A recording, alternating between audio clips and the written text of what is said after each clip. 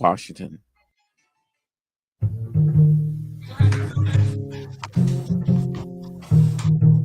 This is Make It Plain. Make It Plain. M.I.P. With Masamela Matfumo. Make It Plain. Get woke.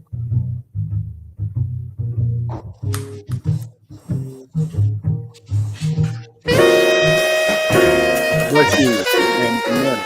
Time for another edition of Make It Plain MIP on WPFW FM 89.3 Pacifica Radio. Glad to be here with you. A lot going on, obviously, in terms of breaking news. There seems to be a shutdown, an end to the shutdown that has been agreed to, much to the regret of many who gave the Democrats a resounding victory just on last Tuesday. This is seen as a sellout and a cave-in by the dozen or less Democrats who went with it. We'll talk about that a bit later with Win with Black Women, who raised, I don't know, I think they raised like $100 million for Kamala in one night. But they're going to talk about how Black women won that election for us last Tuesday. Holliday will join us a bit later. Also in breaking news, the Supreme Court has decided not to reconsider the Obergefell decision on marriage equality. That's big news. So something must have gotten into their coffee this morning. They're overturning everything else in the world. If they would, alas, if they would just do that for voting rights, we'd appreciate it. But we're going to get started, especially since we're on radio in Washington, D.C. in this hour on Mondays.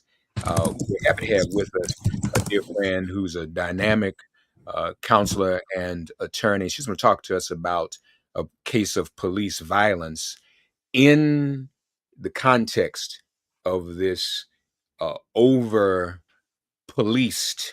environment in which we live, especially in D.C. I think at count, there are probably at least 30 different law enforcement agencies in D.C. with uniformed law enforcement that can mess with you in Washington, D.C. We're going to hear all about the case that she's involved in and her client and what has happened. I was at the grand opening of her brand new firm, and she's doing great work. The CEO of Paige White Law, Paige White with the bad dreadlocks on Make It Plain this morning. Good morning, Paige. How are you? Good morning, Reverend Mark. I'm good. Happy to be with you and your audience. And glad to have you with us. Always a pleasure to talk to you. Always want to hear what you're up to and the important work you're doing. So let's get started. Tell us about this case that you're involved in now. Sure. So my client, Philip Brown, was driving his car on October 17th. He was allegedly stopped for a tint violation and a license plate violation. As he's being pulled over, MPD is riding around in what we're calling these police gangs. They're riding around with federal agents from Homeland Security, from Federal Border Control and Customs, U.S. Marshals, Secret Service. And so the MPD actually moves out of the way. Police officers are claiming that an engine revved and then an HSI agent shoots into the car multiple times. There's 2 bullets that go through the driver's side window and 2 bullets that go directly into the passenger seat. Thankfully, no one is sitting in the passenger seat or they would have been killed. One of the bullets went through the collar of my client's jacket. My client was charged with fleeing that night. He was held in jail for multiple days. At the preliminary hearing, the judge dismissed the case, saying that there was no probable cause, which is the lowest evidentiary standard that we have in our criminal legal system. There's no probable cause that he was fleeing whatsoever that night. Wow. So the engine revved. The car didn't move, but allegedly the engine. First of all, is that even true? Do you all dispute that the engine even revved? Because I mean, of course. Of course. So they are claiming that the engine revved and that the car made contact with the vehicle in front of it. We have no body-worn camera from this incident. His lawyer requested it. His criminal lawyers requested it. They were told that the body-worn camera was on lockdown by the Metropolitan Police Department, and that it wasn't released to anyone. What's more disturbing about this is that the police report of this incident does not include the fact that there was a shooting whatsoever. In fact, there is a question on the public incident report that says shots fired, yes or no, and the no box is checked. And so, yes. Okay. I'm sorry, Paige. We must have a bad connection. Must be something wrong with the signal. Sounds like you said there was no report of shots being fired. Did I misunderstand you? Is that? No, the public incident report, the public police report, we call it the Gerstein, that was filed on the public docket, makes no mention of an officer firing their weapon at all or a weapon being discharged at all towards Mr. Brown. It just says Mr. Brown was detained. Okay, so there's a lot going on here I need to unpack. 202-588-0893, folks. The probable cause, the judge dismissed. That's good news. Correct. And the charge was probable cause was that he was fleeing. Correct? Correct. Okay. So are you saying there is no record whatsoever that shots were fired? No written record?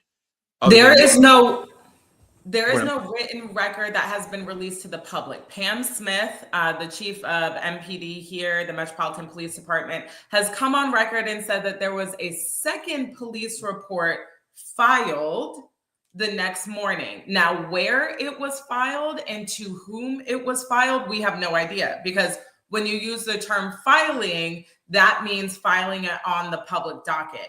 Mr. Brown's preliminary hearing was not for several days after he was arrested. His lawyer was never given that alleged second police report. The government was never given that alleged second police report. It had not been turned over to even the government. And again, the government didn't even see the body-worn camera footage because it was on lockdown. So what we believe is that the Metropolitan Police Department created a CYA document, a cover your butt document, that they kept in their own internal files for when this came to light, so that they could say, well, we have a second police report that has it, although no one has seen it. Okay. Under what agency? Which agency filed the first report? MPD? We don't know. The only report that we have heard about that potentially contains the shooting is a second police report with the Metropolitan Police Department. But the original one, the public incident report, the one where the shooting is missing, under what agency is that report filed? MPD. With MPD. Yes. So, but again, now maybe I misunderstood you. Who fired? Do we know which officer from which agency fired the shot? Yes, it was an officer from Homeland Security. So would Homeland Security have its own report? We don't know. We haven't been notified of any report. We do not know. We have certainly made requests to get them. Wow, this is something else. So Pam Smith says, the chief of police in DC, says there's a second report that was filed, but she has she even hinted whether the shots fired are in that report, or she's not saying anything about what's in it? She has said that in that second police report that it mentions shots being fired. But again, I've never seen that second police report. And we are told that second police report has other things that are not in the first report, such as the engine revving and the allegations of fleeing. So, how can we get that second report? We have made the request to do so. They have responded back to our request, saying that these documents and body-worn camera and evidence is part of an ongoing investigation. And so we are looking into remedies of how to get it. An ongoing investigation of what or of whom? Your client has been absolved for all intents and purposes. Am I wrong about that? Correct. The MPD is claiming now that they are investigating the shooting. I see. Okay. But they're not sharing that with you. Correct. Because that's what cops do, right? They don't want you to have the information you need to hold them accountable. Correct. Paige White with us, folks, as we talk about the case of Philip Brown. How old is Philip? He's 33 years old. So this is a relatively young man. Young man and a father who almost lost his life that night. Yeah. How can you describe that experience for him? How did he? I mean, I don't know what I would even be able to think or do if I was shot at. If I lived, but knowing I came this close, just this close to death for nothing. Miraculously. And, to add insult to injury, literally, to then be arrested, held in jail for multiple days, awaiting your preliminary hearing. Thankfully, he was assigned an attorney that had the preliminary hearing. There are so many attorneys that will waive because of how busy they are. But this attorney held the hearing. The officer had to come down and admit on the stand that a shooting happened, that the shooting was not included in the report, that he was instructed by a team lead not to include that in the report. We do have the transcript from the preliminary hearing. And so, again, at the end of the day, taken in totality, the judge found that there was no probable cause to continue with the case. Okay, so wait a minute. An officer, and it said that he was instructed not to include the shooting. Was this an MPD officer? Yes. Wow, this is heavy. Okay, so my imaginations are running wild. Do we know how many folks? Quick calls 202-588-0893. Do we know how many other law enforcement agencies besides MPD, besides Homeland Security, were present on the scene when Philip was confronted? We know that U.S. Customs and Border Control was there, as well as there's some additional agencies, and I can look them up. But the police report is public. Okay. Was ICE there? We know that it was United States Customs, Border and Control, Homeland Security Investigations, Diplomatic Security Service, United States Marshal Service, and the Federal Bureau of Investigation. Everybody was descending upon Philip. Correct. No National Guard? Or we don't know? We don't know. What we know is it is included in this police report, which again omitted the fact that there was an actual shooting on scene. So it is not far-fetched to think that there is additional information that is missing from this police report. But those are the agencies that are reported in this police report. Are you at liberty to say where he was pulled over for the dark tints? Yes. He was pulled over at 42nd and Benning Road Northeast. Wow. Was this like a regular stop where those law enforcement gathered in this one location, or did he get pulled over and then everybody just showed up? We don't know exactly, but what we suspect is that they were all together. That's what we've seen as part of this task force that was created for the Make DC Safe Again initiative that President Trump implemented here, is that these agencies are riding together. There's information to suggest that the HSI agent was in an MPD vehicle. And again, MPD has different rules around what they have to do during a traffic stop about vehicle pursuits than federal agencies. So it's disturbing that MPD moved out of the way during the stop and in essence handed the stop over to federal agents. And then, if my imagination takes me a step further, I mean, you're the attorney here, so stop me if you need to. Those federal agents said, "Don't put in your report, MPD, that we shot at the brother." What we know is that Officer Jason Sterling, who was the MPD officer that testified at the preliminary hearing and also who wrote the Gerstein in this case, the police report in this case, that he testified that he talked with a team lead and that the team lead instructed him not to include that in the report. And in this scenario, a team lead, would that necessarily be an MPD officer or someone else within that? We believe it's an officer with MPD. You do? Okay. Wow. This is something.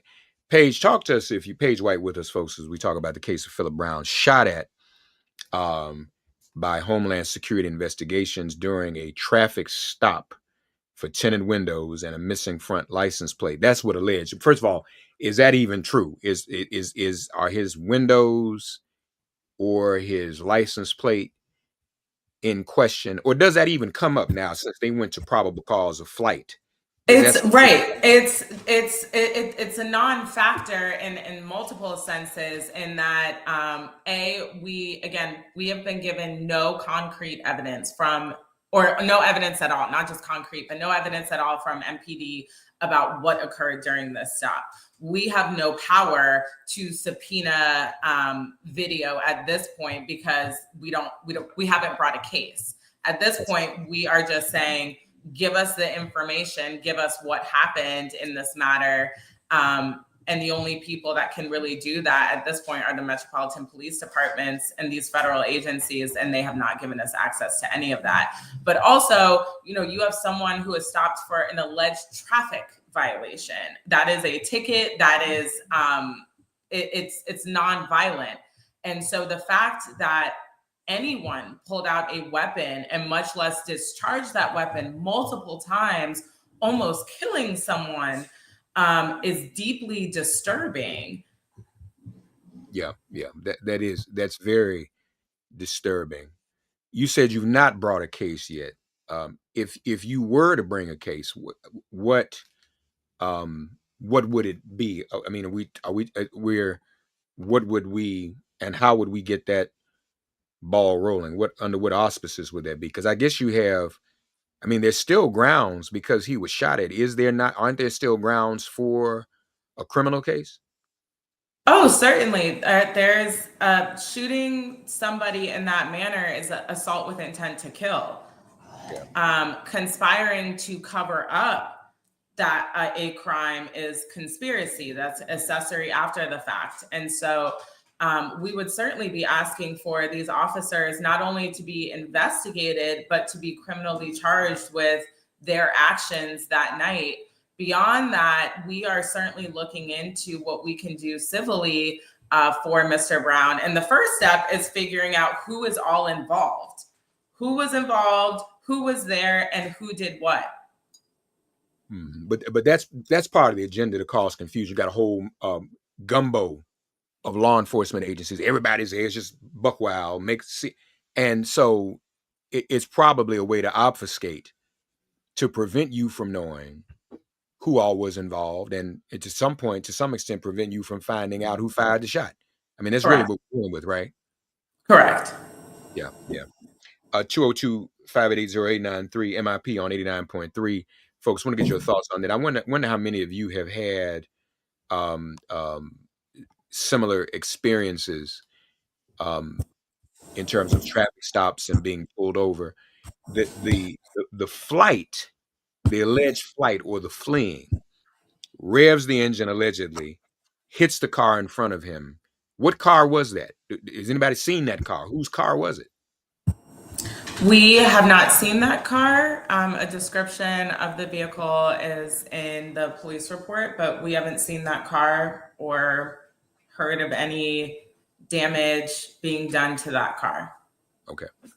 And Paige, we know each other. You reached out to me. Do you have any idea how widespread this type of incident could be in Washington? See, is it happening to other people as well?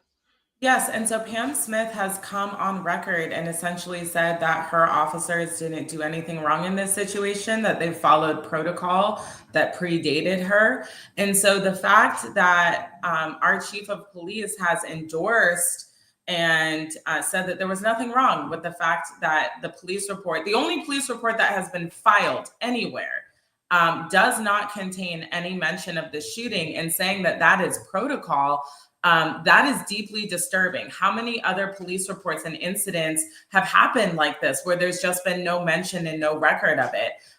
If it weren't for Mr. Brown's bravery and his lawyer's diligence, the public would not know about this. And Paige, the Make DC Safe Again initiative, isn't that ongoing? It is ongoing. And so that is that's a misconception, is that this is no longer happening and that federal agents are not working with MPD. And that is just not true. They are riding around in what we call police gangs, stopping people for no reason. And again, these federal agents are not trained on street policing. They're not trained on the Fourth Amendment, Fourth and Fifth Amendment. They're not trained to Mirandize people, stop people for probable cause. And I think that is demonstrated in the fact that at a preliminary hearing, the first mention where someone has to get on the stand and testify to something, that a judge outright dismissed this case. Yeah. No, that's meaningful that a judge did do that. And so it ought to be a pretty much an open and shut case. If the judge has ruled there was no probable cause for flight, to accuse him of flight, then those shots being fired are definitely wrong, right? And I mean, so I guess the thing that's kind of unfortunate about this, you can't get access to the information. They're holding it, they're covering it up. Sometimes these things can take months, can't they? They can. They can. And so we think that is what they are banking on. This has caught the attention of a lot of people because it is so disturbing. And I think that what they're hoping is that they can buy as much time as possible so that people forget. Forget what's going on. Mm-hmm. Well, Paige, what would you have the community do to support Philip Brown? First of all, how is he doing? I'm sure has some PTSD. He's deeply traumatized right now. You know, beyond being shot at, having the people that shot at you then put you in jail, to be in jail for several days. He is a father. He has several children. And not know, in essence, what was going to happen to you. And unfortunately, at your very first appearance in C-10, the judge cannot consider anything outside of the police report. And so there were people in the courtroom yelling, he was shot at. And the judge was saying, I cannot consider that until the preliminary hearing. So to be held in jail and then go through that hearing, you know, he's recovering as best as anyone can. He's traumatized. And, you know, we are going to fight for the protection that really DC police should be giving him and should have given him. Rick, God bless you. You're on the air with Paige White. Go right ahead. Good day, Brother Mark. Good day. And good day to your guest.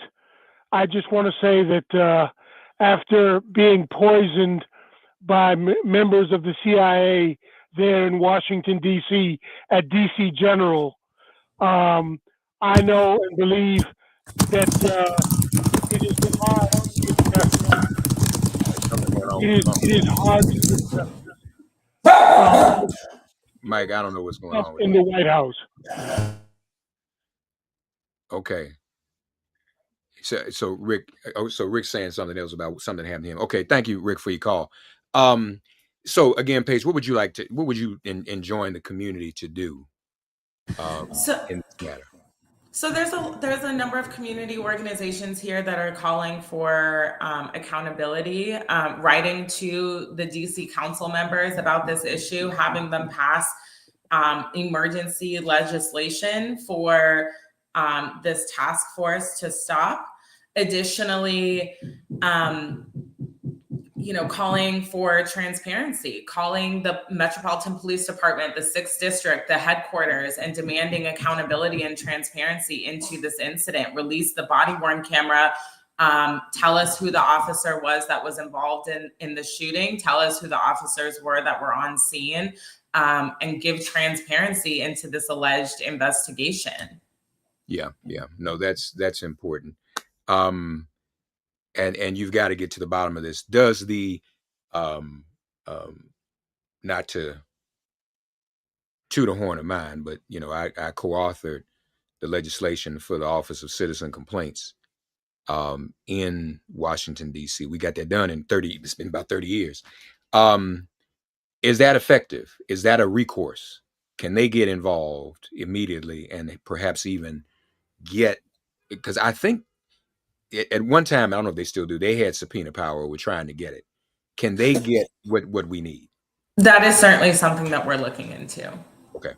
Very, very important. Attorney Paige White. Well, Paige, appreciate all your hard work and congratulations on the launch of your own firm. And we are going to be watching this very closely. Please keep us posted on what's going on with this case and your client as well. Okay. I will do that. Thank you. Thank All you. right. Thank you. And have a great rest of your morning. You too. We'll catch up. Talk soon. All right. Bye. Take care. Attorney Paige White joining us from Washington, D.C. Wow. Brother gets shot at. And so, I don't know. First of all, yeah, I mean, to get shot at. And then these bumbling fools not only don't know how to do a traffic stop, don't know what probable cause is or anything like that. And then they don't even know how to fire a straight shot. Not that they should have known that. This is not good. Not good. Last Tuesday was a big day, y'all. And a lot of good things came from it, but I want to get your thoughts. Win with Black Women is going to join us momentarily, but we'd love to get your thoughts on what happened last night. I said on this show on Make It Plain Thursday, which is not on WPFW, that there's this tendency on the part of Democrats. One, we are understandably demoralized from November 2024. And that has caused a great deal of apathy.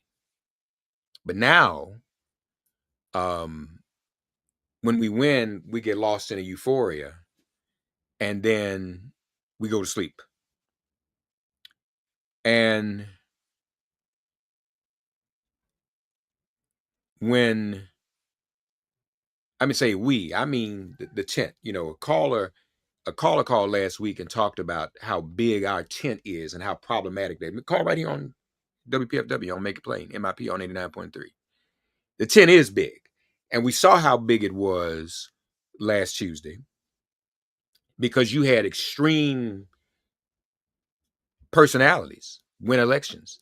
There is nothing that Abigail Spanberger, Mikey Sherrill together have in common with Zohran Mamdani here in New York, right? But what they do have in common is the people they represent. So there's more than one way for this to happen. And to show, and despite the caller who called the WPFW last Monday, despite the big tent, or which Dr. King would not say it so disparagingly, he would call it the beloved community. Despite that, we won. We need to capitalize on it, not cutting deals in the Senate when people are going to lose their Affordable Care Act subsidies and no longer be able to afford the health care that they need to live and to make it. So that's very, very important. Joining us now, and her primary organization is Sisters Lead, but also know she's Win with Black Women. I don't want to get you in trouble. What hat are we wearing today? Are we Win with Black Women today? We're definitely Sisters Lead, 10 toes down, because we're talking about our report and Black women and all the great things that they were able to accomplish in 2025. Although we can also talk about 2024 because we got that report too. Okay, so that's good. So that's what we want to get into. First of all, Holliday of Sisters Lead with us. I will mention though her a very a meaningful role in Win with Black Women, who raised that. I think y'all raised $100 million for Kamala in one night on that Sunday night. Is that what it was? Something like that. Yeah, that happened. 1.4 million for. We got on a call and did the thing. That's Black women doing their thing. Yes. And so, we are thankful for that. So you had said to me you had done a report about the difference, as Black women always do, make in elections like this, and made last Tuesday, Holly. So I'm going to give you the floor. I already know. I already know what y'all did. I'm clear, but you have all the details. So let's get into this. Well, I think the first thing is I want to dispel the myth that, and I've seen this narrative continue, right? After every election, we all want to take credit for this happen, or we all want to blame for this happen. And I think that the big takeaway for me is that what this narrative shows is that we no longer are driven by one ideology or one identity, right? That if this election teaches you nothing, it is that the future is diverse and we've got to get all the people in. Yeah. And the fact that we are hearing reports that the future is white, the future is female, the future is, based on two people winning. I've been seeing that narrative, that's where we're headed. We got to dispel that. And so one way that Sisters Lead, Sisters Vote weighs in is that we want to make sure that Black women are not only seen, but amplified, and that their leadership is part of the dialogue. And so that is undeniably true this time. Also, I think as we talk about the blue wave, we got to talk about who's really driving this blue wave. And the reality is, it's Black women.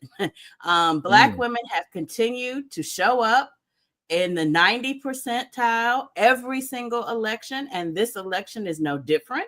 The fact that we now have, and nobody still, by the way, no demographic still approaches those margins. And even when we look at young voters, guess who's leading amongst young voters? Black women. So another story that we don't unpack, because when we don't name things and when they are unmarked, they continue to erase our history. So I'm going to start there. So one of the things that we want to talk about is first that we voted. There's no question that Black women showed up and voted, and that their vote and the stability and continuity of their vote has been what is driving this blue wave. The second thing that we talk about is that we are leading. We saw another historic number of women running. And the thing about their running is this: they're running everywhere. They're running in small towns. They're running in suburbs. They're running in big cities. They're running in all the places in between. They're running in blue district, red districts, purple districts, wherever you think there might be a Black woman. And it's not about Black voters. It is about Black women's leadership. They are running. And here's the other point, and the final point: they are winning. They are winning. They are winning in the small towns. We can look at Georgia, where we have, I'm still counting mayors in Georgia, but I want to particularly lift up the mayor in Meter. Why? Because in Meter, it has been a completely white, completely Republican district forever, town forever. No one ever thought there would be a Democrat, much less a Black woman won, and she won. Yeah. And she won there. I want to talk about the fact that we are seeing Black women win in suburban areas.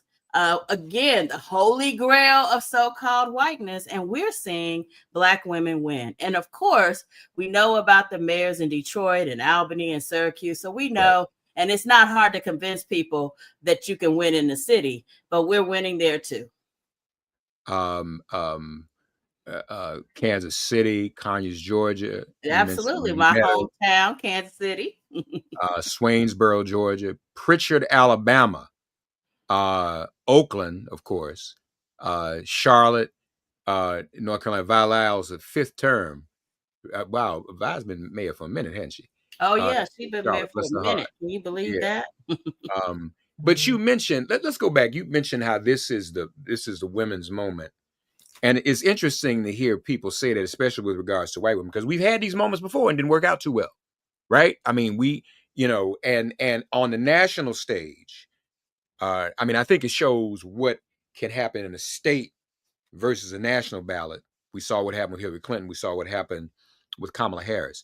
But Abigail Spanberger and Mikey Sherrill, there's been a lot of conversation, and you talked about diversity. Mm-hmm. To win elections, I mean, and you've been a political operative for years. I mean, if you probably have in your mind what are the characteristics of an ideal candidate, and nothing personal, but Abigail and Mikey don't necessarily represent that. The charisma, the excitement is not there. But as I've said, we can't encourage everyday people to run for office and win and try to win if everybody we want to run looks like they come out of central casting. They're talking about Obama. That's not real either. Everybody's not built that way. That's not realistic. That's not realistic. So you can't just say just somebody is boring and they shouldn't run or they shouldn't do something. So that's number one. So I don't take anything away from them. In fact, I think in moments like this, it shows how the voters are saying these issues are more important than these personalities and their lack of charisma. One. Two, they would not have won, looking at your report, Lord have mercy, if not for Black women voting for white women governors, which explodes and implodes the narrative that we heard after in November 2024. And I know some Black women felt this way, Holly, but then it metastasized on social media, and I've heard that was done purposely. Black women don't want to do nothing no more. Black women don't want to do nothing. Correct. Black women don't want to be in the streets. Black women don't want to vote. Black women don't want to work with white women. Black women don't want to do nothing. Black women, and let me just share these numbers with you all as they're on my screen. The 96% of Black women voted for Abigail Spanberger in Virginia. All right. Higher than numbers than they voted for Kamala Harris, by the way, percent-wise. Okay, talk now. Help me. Well, I'm saying, I think what we have to remember here, and you alluded to it, right, is that Black women in particular, but I would say voters in general, most of us vote pragmatically. We're voting for what our interests are. So you had 92% show up for Kamala and 96% show up for Abigail Spanberger. I'm just saying it makes sense. And by the way, against another Black woman. Why? Right. Because it's a little bit about representation, but it's mostly what you just said. It's mostly about issues. We know we needed to come out in a different way. Now let's talk about this rest, because I got, the rest thing, people misinterpret the rest. Right. The rest is not about taking a nap, because that's one way to think about rest. The other way to think about rest is restoration. And when Black women said we're taking a rest, what we really meant is we need to take care of ourselves. We need to prioritize where we are sitting in this moment. We need to gather in our spaces, not in the wide world open spaces. And we need to figure out what is best for our community. Because here's another thing about Black women. When we show up, we ain't showing up with just Black women. We show up in community, we show up in families, we show up in neighborhoods.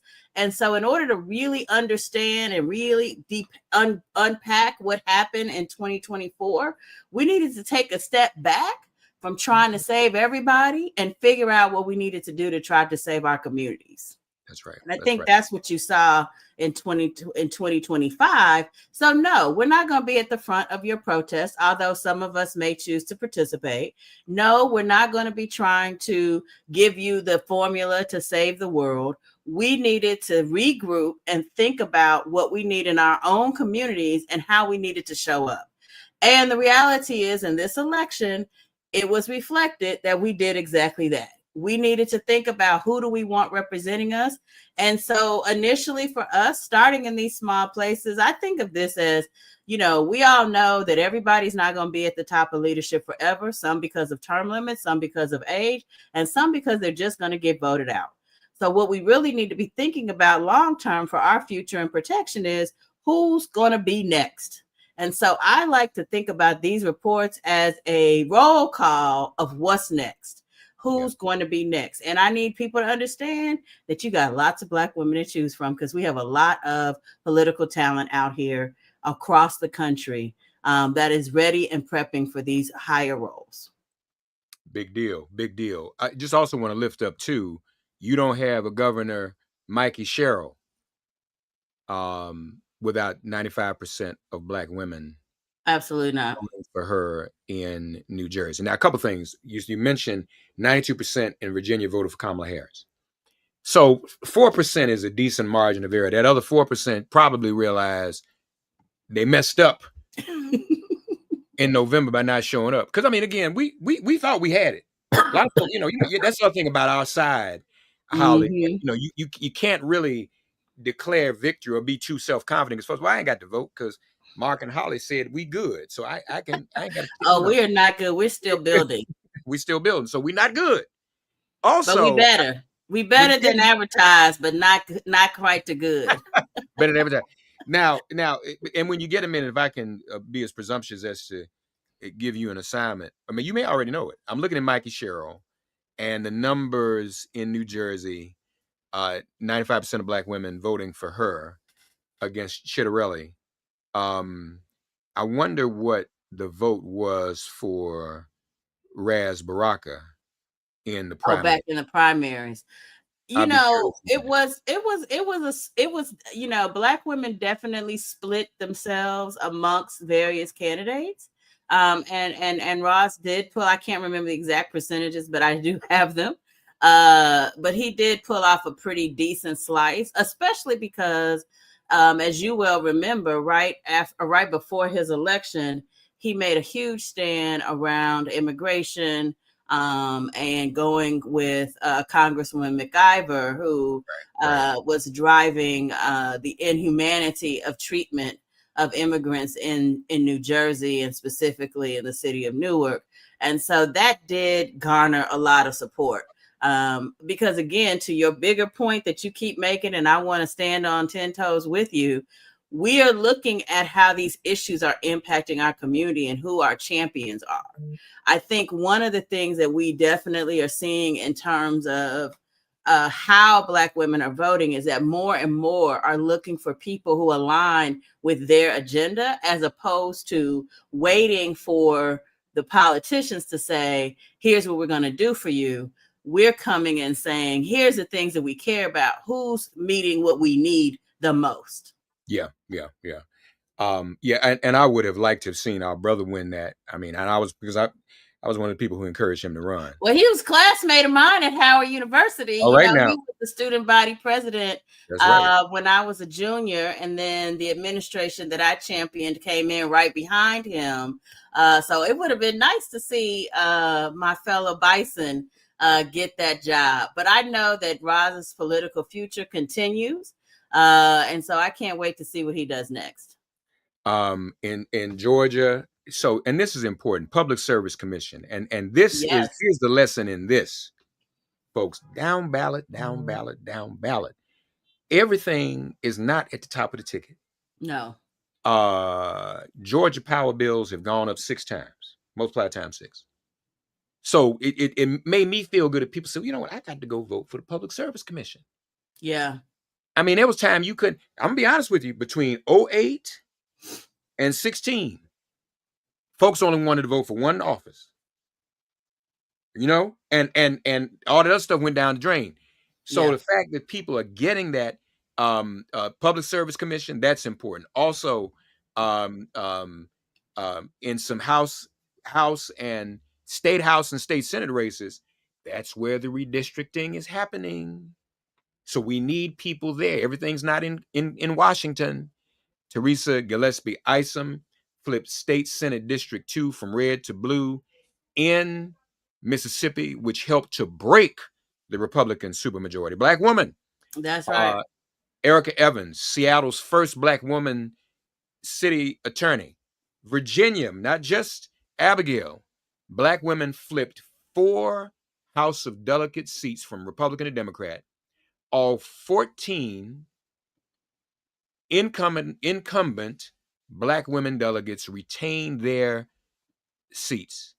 Of the 42 Black women that Sisters Lead, Sisters Vote tracked on the general election ballot, only 6 lost in Virginia, an 88% win rate for Black women candidates in Virginia. That's amazing. And at some point, I'd be curious to see, how many white voters voted for some of these Black women, because I think there may also be a narrative amongst white voters. Black women get stuff done, y'all. They don't play. Now, and that's good. That's bittersweet, because they think Black women get stuff done for other reasons too, because Black women always took care of them and suckled their babies. So now, as opposed to doing that, maybe they're realizing the value of Black women when it comes to policy and issues. I think that's something. I think that's something to think about. Am I right? Yep, you are correct. You are absolutely correct. And listen, here's the thing. I want to go back to Public Service Commission because that is so important. Again, practical. Again, voting on our interests. Right. Again, figuring out places where different kinds of leadership is needed. That's Keep right. in mind that some of these jobs were up in 2024 as well for Public Service Commission, and we were not successful. So this was our second bite at the apple, not with this particular candidate, but the second bite at the apple to flip it, because we saw prices, utility prices in particular, continue to go up. Yeah. Okay, so we are going back. This is kind of like are we withdrawing from certain things? Yeah, because we're using new tactics. Yeah. We're using new tactics because we can't use these old tactics in the current environment. We have to do something new. You kicked us out of our jobs. You took away our benefits. You taken away our humanity. You taken away our voting rights. You're taking away our bodily autonomy. At some point, there's going to be a backlash, and it definitely starts local. Because what we also recognize is that's where we can actually have real conversations with people. And these are the conversations that we believe are going to change America. Again, also note here, because I think about the future and not just what's happening right now. Think about the districts that these places undergird. Think about the congressional districts that are really, really red, that now have these Black women that are in leadership that are going to learn how to do certain things. This is what we have to focus on and think about. Yeah, no, that's very, very important. Holly Holliday, Sisters Lead, Sisters Vote. Let's get a quick call in. And hey, Black women, roll call in. How you feel about what Holly's saying, and what did you do? You contributed some way, somehow to all of this. Robert, God bless you, on the air with Holly Holliday. Go right ahead. Thank you. First of all, let me say women hold up half the sky. And I'm for the Equal Rights Amendment. I'm pro-choice. I vote, and I believe in health care for everyone. And right now we have a united front against fascism, but we got 8 Democrats who sold out. And once you sell out, the rest of it is just psychobabble and trying to justify why you sold out with rhetoric. And I know, but I just want to thank the sister for being in the movement for justice and fair play. Thank you. Yeah, she's a beast. Holly's a beast. So Holly, you and I in a number of threads. You and I probably in about 10 different threads together talking about everything. And then I think we just discovered the other threads we're not in. And that's too much because we're in too many already. But how are you and Sisters Lead, Sisters Vote dealing with just last night? You know, we win, we deliver, and then folk sell out and cut deals and cave. And none of those people, not a single one of them was a black woman. That's right. Huh? That's right. Who, you know, so who's... But here's the thing. Here's the thing with that issue, and this is part of why having black women at the table is important. They have pushed us to a dangerous narrative that we should not accept. They've pushed us to a choice where they are framing the issue about hungry kids versus sick kids. Do we eat or do we have medical care? That's a false narrative to start with. The real question needs to be, why have you pushed us to this narrative in the first place? Because the reality is it's about billionaire tax breaks versus whether we eat or have health care. We've got to keep shifting the narrative back to the real enemy. We tend to find these fights, and then when we don't have agreement, we say, oh, let's shoot everybody who didn't agree with us. That's not necessarily the primary problem. And again, I'm going back to why it's important to watch these places, these districts and these cities that are under these districts and these counties and these local races this year that are under these districts. And Virginia is a perfect case study because they roll up to these congressional places where we're seeing all this foolishness happening. Yeah. You know, and that's the real issue. We shouldn't even be talking about sick kids versus hungry kids or sick people versus hungry people. The real question should be, why are we giving more money to the billionaires that are neither sick nor hungry instead of taking care of our own people? I put to you that if the question was put to the American public, would you rather have immigrants in your community with quality healthcare, quality education, and quality access to food, or no immigrants and no food and no healthcare? Because that's the future that we're really talking about. Yeah. Also, we got to recognize we got to stop just beating up on one party when it's not just one party that's making this happen. Listen, people who happen to be progressive, we're going to have more discussion, more disagreement than the Republicans because we're not homogenous. And that's good. And we need to embrace those conversations. We don't need to beat up and stab the people in the heart because they don't agree with us on one issue. We need to be smarter than that. We need to recognize that it's going to take a coalition of identities, which, by the way, only one team is really trying to make that happen. And how do we fight to make sure that the coalition is well, not just one identity? Because right now, one identity is winning if you want to play real identity politics, and it's not people who look like me and you. That's right. It's a party of one identity, one coalition, one group of people. Yeah, so it's a lot easier for them to agree when they all the same, are very close to the same. When you're dealing with trying to pull people together that works for literally all or even most, you're going to have some disagreements. The question is, how do we get through those disagreements, and how do we arrive at a place that works much, much better? And that means a future reimagined. It doesn't mean going back to the way we were before. It means reimagining what we could be in the future if we just simply acknowledge that we really actually are in this boat together. Holliday of Sisters Lead, Sisters Vote. How can people get involved with Sisters Lead, Sisters Vote?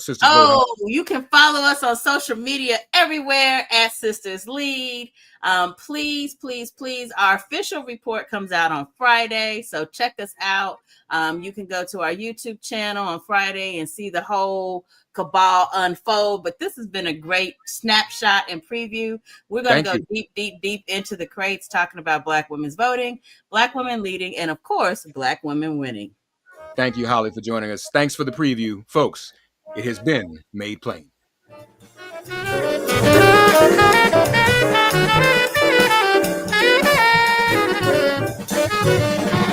Have a good one.